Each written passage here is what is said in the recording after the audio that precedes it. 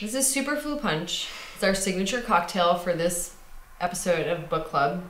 It's this sake made by a local company called Glide.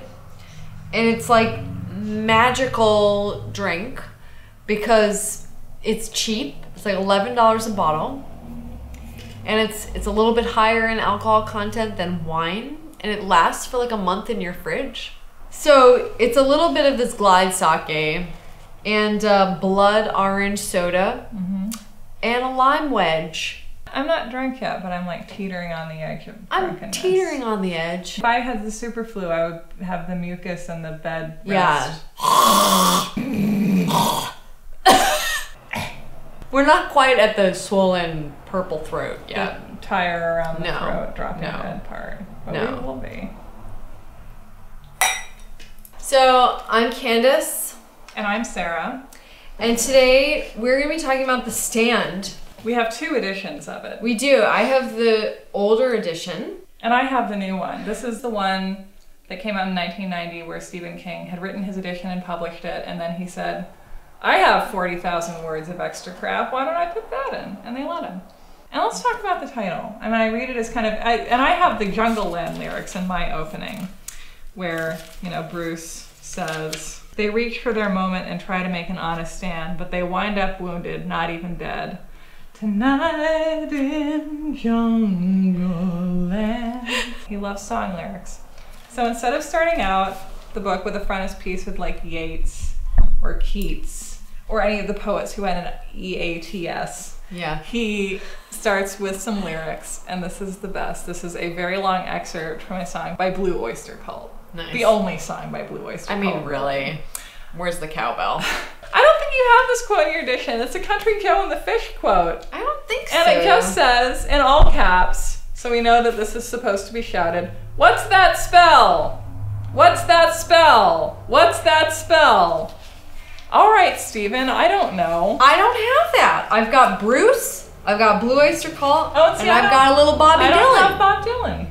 So what is the stand in this? Is it just surviving? Is it, you know, the fact that even if civilization is wiped out, we're going to have this confrontation between good and evil somehow? That's what I read it as. Like the final confrontation, like strip everything else down and this is what is left. Good and evil, and then this random grouping of people that's going to choose either side. Yeah.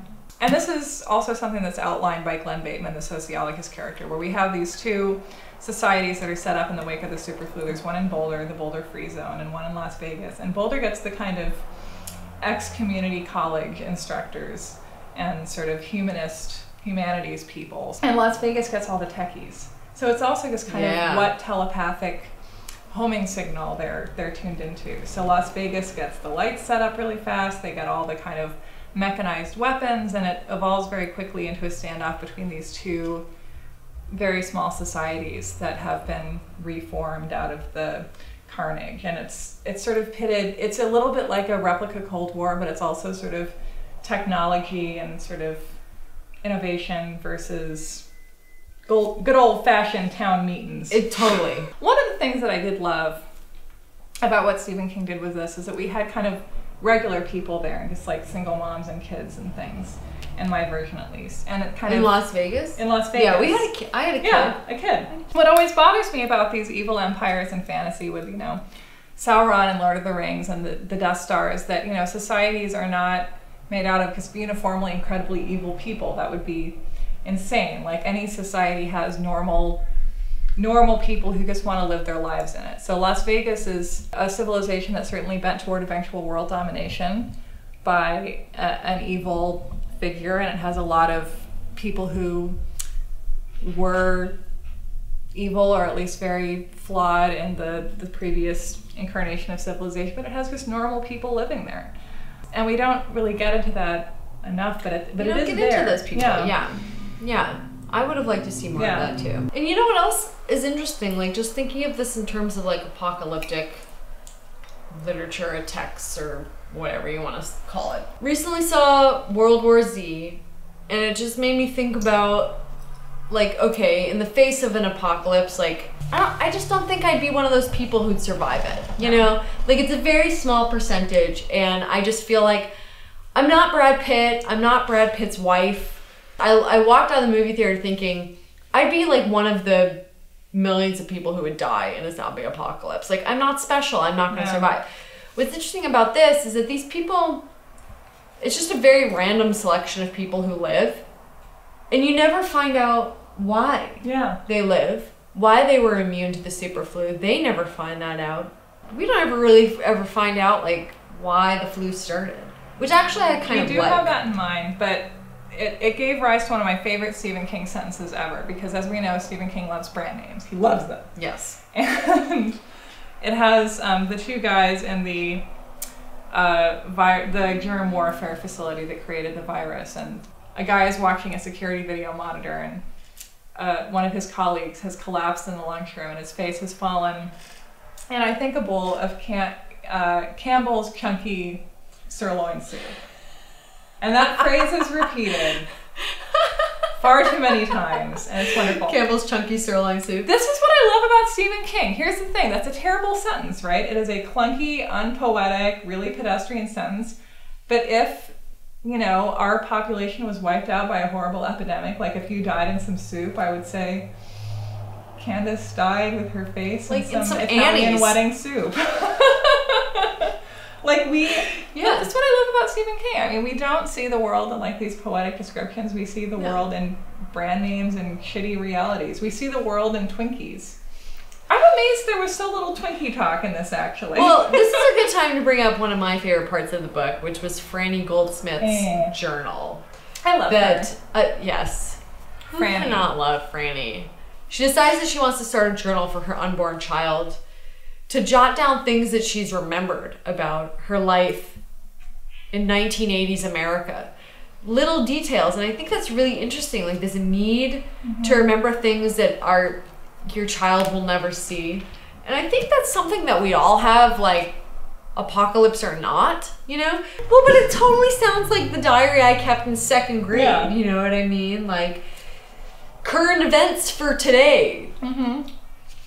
Kazam is coming out next week. I'm gonna go.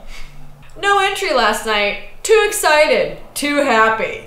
It's totally the Campbell's chunky sirloin soup. Totally it's that. Like, if I was writing a journal for my unborn diary, I would say there was a website called BuzzFeed, and they wrote lists about how we all lived in 1997. The differences between our editions are pretty interesting, because a lot of the extra stuff that I have is this kind of fairly unnecessary character development. But one of the sections that I really love is the No Great Loss section, which was put back in the new edition. And this is a section about people dying, you know, after civilization has collapsed and the flu is over, by falling down wells, or by trying to shoot other people with defective handguns, or just not being able to cope with the loss and sort of committing a passive kind of suicide.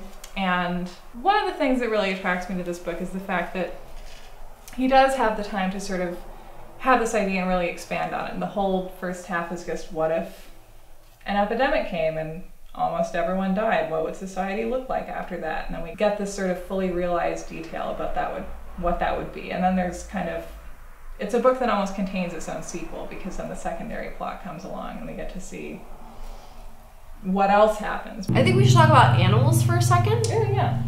Because there's a lot of mention of which animals are afflicted with the superflu and which animals are not. And cats are not touched by the superflu. There are cats everywhere. And there's one surviving dog. But then there's also, like, deer don't get the superflu.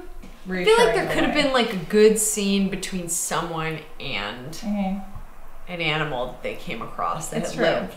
Because it's sort of written as though cats and dogs and deer and wolves are the only animals. But, like, what about squirrels? Like, I see squirrels everywhere every day. I would be wondering, where are all the fucking squirrels? Like, it's true.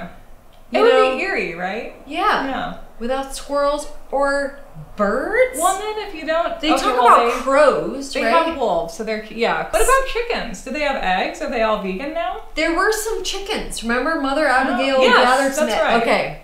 And weasels. Weasels are evil and too. Weasels. That's another thing. Fruit. These people are eating very unfresh food. And I think about food a lot. So that's something that I've noticed in this book. was that they're What's going to happen to the gluten-free people? They're fucked. They're fucked.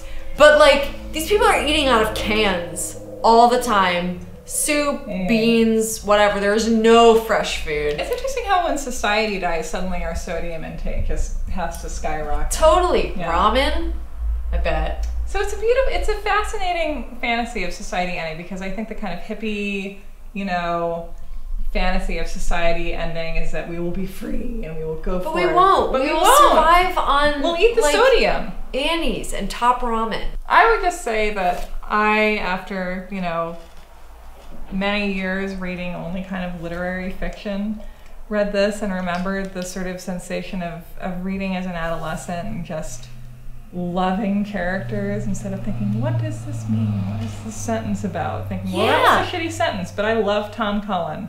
Totally. The whole time I was reading this, I kept like texting people with these amazing Stephen King lines that were like, no one else would write this. My favorite Stephen King line is that in this guy's talking about Randall Flagg, and he says, when he looked at you, you could feel your blood turning to hot Campbell's tomato soup. No, he just said hot tomato soup. He didn't use the brand, but more soup. This book should really be called The Soup, actually. The Stand Soup. Soup Stand. The Soup Stand. It's a great book because it's these normal people. So Franny's like a good person, but she's a sort of average. She's not incredibly smart. She's not incredibly strong. She's not Buffy. Yeah. She's not Xena. She's a pregnant 20-year-old. Definitely not Buffy. But you know what I mean? These people figure it out.